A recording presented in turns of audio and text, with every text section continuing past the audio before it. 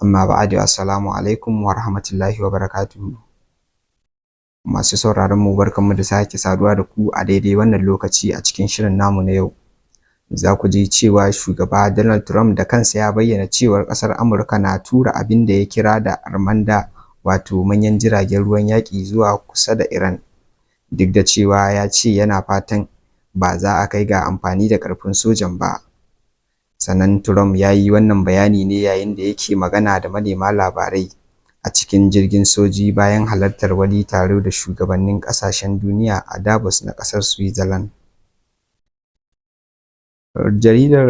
Rahoton Reuters ya ce bayanin na zuwa ne a daidai lokacin da dangantaka tsakanin Amurka da Iran take ƙara taɓarɓarewa, musamman biyo bayan murƙushe zanga-zanga da aka ce an yi a Iran da kuma takaddama kan shirin nukiliyar ta.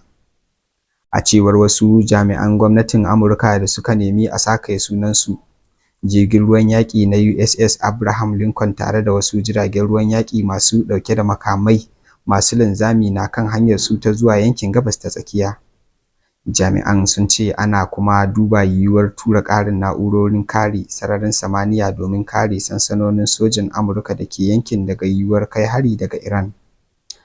Sannan sun bayyana cewa waɗannan shirye-shirye na faɗaɗa zaɓin da shugaba Trump ke da shi, ko dai wajen kare dakarun Amurka da ke yankin ko kuma ɗaukar ƙarin matakan soja idan buƙatar hakan ta taso.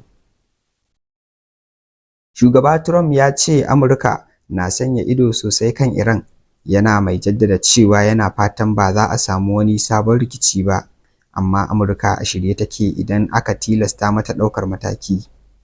Al Jazeera ta rahoto cewa ya sake gargaɗin Iran kan kisan masu zanga-zanga da ake zargin an yi a cikin ƙasar, yana kuma mai cewa ya taɓa barazanar ɗaukar matakin soji idan aka ci gaba da rataye fursunoni.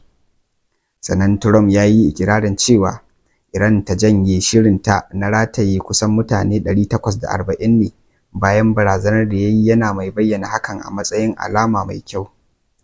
Shugaba Trump ya kuma sake jaddada matsayinsa na cewa Amurka ba za ta amince Iran ta farfaɗo da shirin nukiliyar ta ba bayan har-haren da aka kai a watan Yunin shekara ta 2025.